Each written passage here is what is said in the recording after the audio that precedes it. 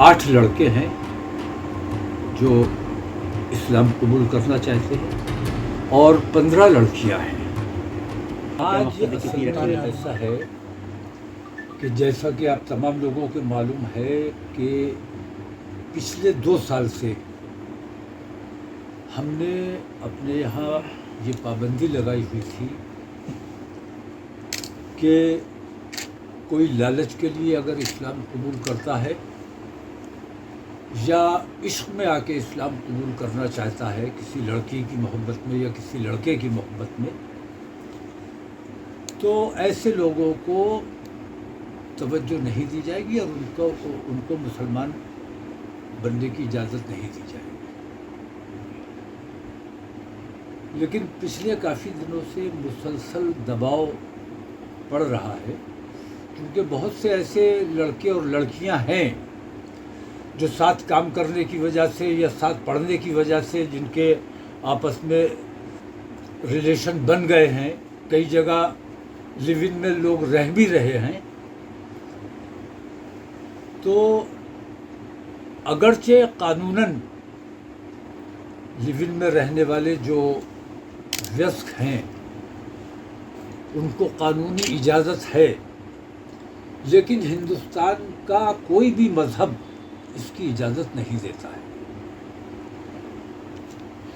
हिंदुओं में भी मैं समझता हूँ कि इस किस्म की चीज़ों को पसंद नहीं किया जाता है, समाज पसंद नहीं करता है। शादी जब तक ना हो लड़के और लड़की का साथ रहना मुनासिब नहीं है। इस्लाम भी इसकी इजाज़त नहीं देता है। कानून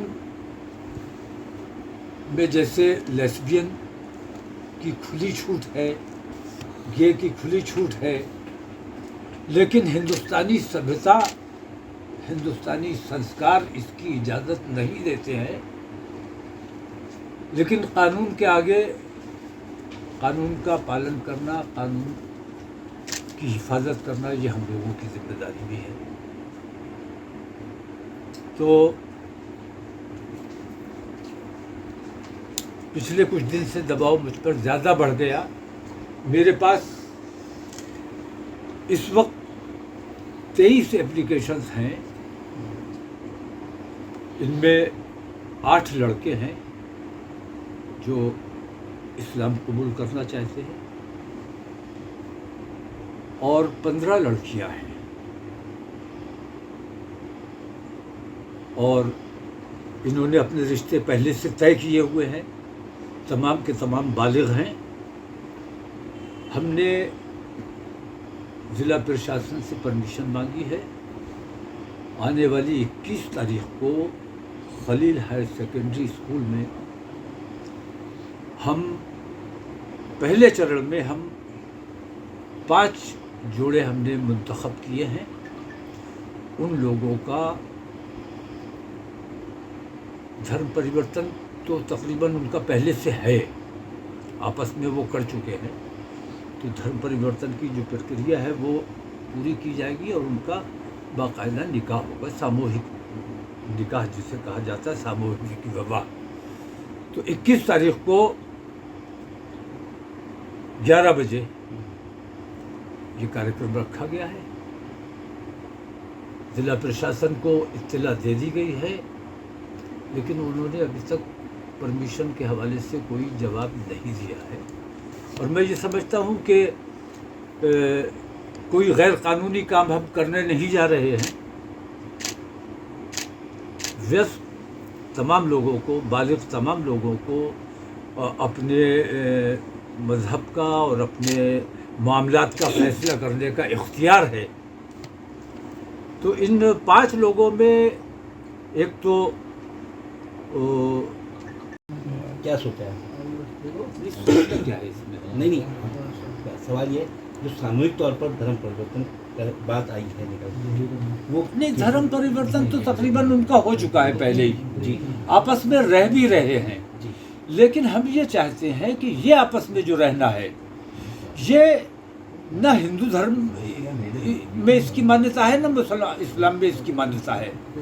तो हम उनको मान्यता देना चाहते हैं धर्म अपना वो परिवर्तित कर चुके हैं। वो उसके औपचारिक ऐलान जिसे कहते हैं वो करना है सामाजिक तौर पर। सर एक बात बताएं, किसी तरह लोग जो मोहब्बत में ही शादी कर रहे होंगे, जाहिर सी बात है, मोहब्बत हुई तो धर्म परिवर्तन कर रहे हैं, तो किस भरोसे के साथ आपने जैसे कि उनसे बात की है कि वो उस धर्म में रहेंगे भी, या सिर्फ मोहब्बत के लिए शादी कर रहे हैं फिर धर्म परिवर्तन करके? बहुत सारे ऐसे केसेस आए हैं कि शादी तो लड़के और लड़की में हो गई है, बाद में उसने कहा कि साहब हमको जो है दबाव बनाकर हमारी शादी की गई, फिर वो जो है अपने धर्म में वापस आने लगते हैं, चाहे हिंदू धर्म की बात करें या मुसलमान के, ऐसे बहुत सारे केसेस आते हैं। तो इसमें यह है कि बहुत सी ऐसी हुई हैं कि हत्याएं हो गई हैं, कुछ दिन के बाद दिल भर गया। और जब कानूनी तरीके से काम हो और मजहबी तरीके से काम होगा, मजहब अगर इन्वॉल्व होगा तो उसकी बरकत होती है। और जो खुद मुख्तार होते हैं वहाँ अक्सर कुछ दिन की मोहब्बतें होती हैं, उसके बाद सब कुछ ख़त्म हो जाता है। मैंने ऐसी बहुत सी शादियाँ देखी। इसलिए मैं ये चाहता हूँ कि ये जो हरामकारी हो रही है, साथ काम कर रहे हैं, साथ रह रहे हैं, तो लड़का लड़की जो साथ रह के हरामकारी कर रहे हैं उससे हम उन्हें बचाना चाहते हैं। तो बहुत से लड़के और लड़कियां हिंदू भी हुए हैं और हमने न कभी एतराज़ किया है, न हम ऐसे लोगों पर एतराज़ कर सकते हैं, न हमें करना चाहिए।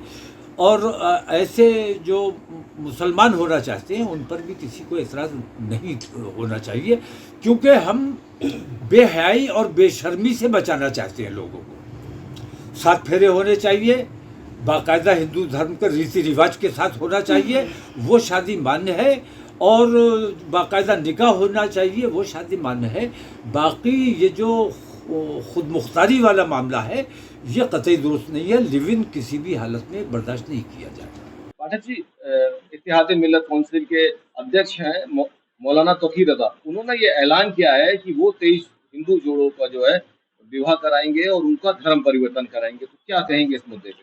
देखिए, आप एक बात समझ लीजिए, मौलाना तौकीर रज़ा का इस तरह का ऐलान, और वो भी इस समय जब सावन का पवित्र महीना आ रहा है।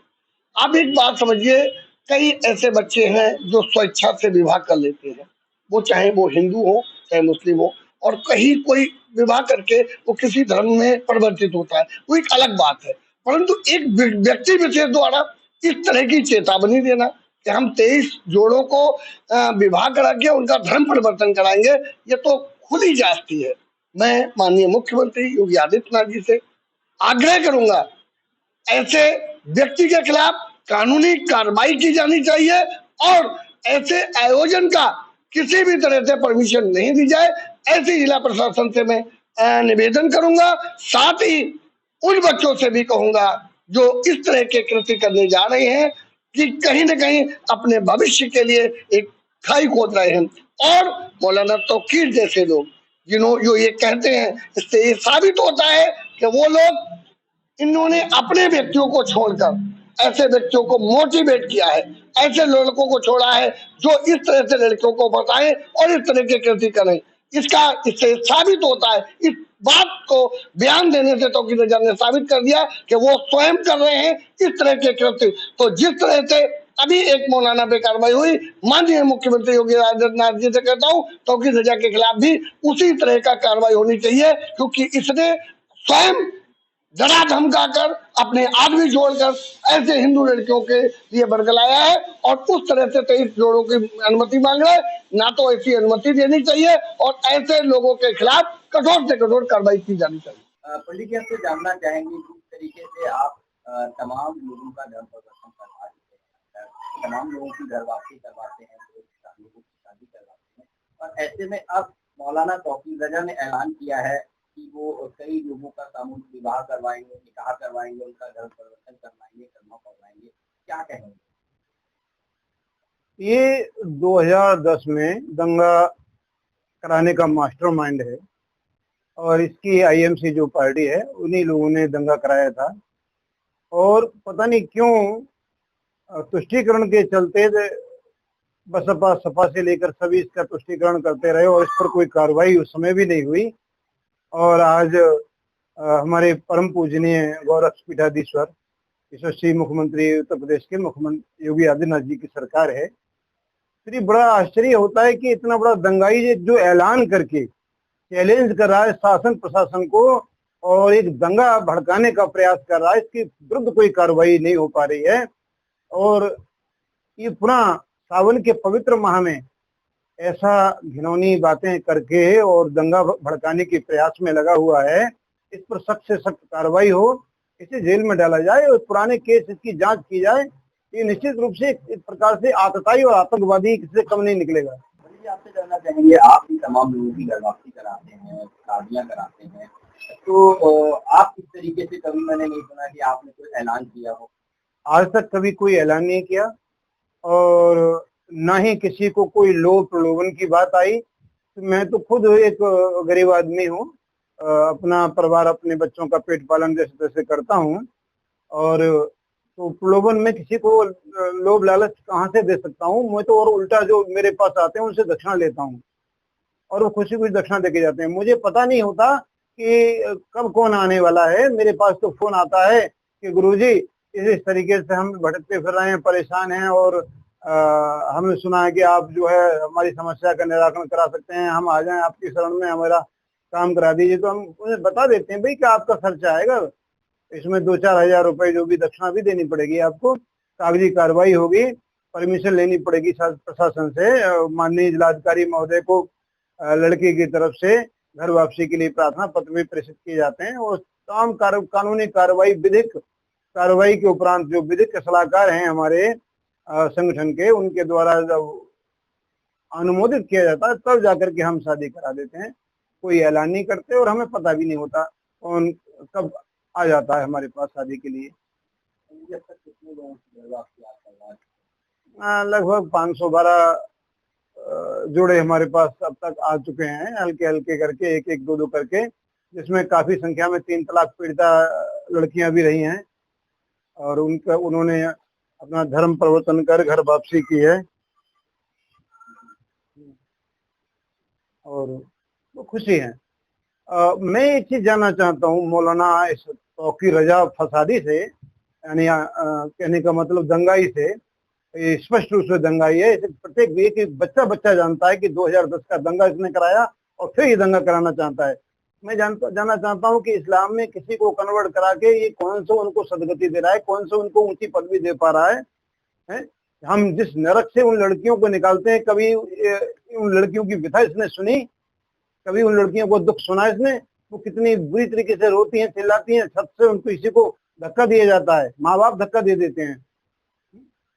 किसी के साथ कोई अत्याचार हो रहा है, किसी के साथ कोई अत्याचार हो रहा है, किसी गर्दन पे छुरा लगा हुआ होता है, कोई किसी की कब्र खोद रखी होती है, ऐसी लड़कियां यहाँ पर आती हैं रोते हुए और हमने अपनी बेटी की तरह रख करके उनको संरक्षण देते हैं, उनको और उनका जो जीवन नरक की यातना से मुक्त कराते हैं।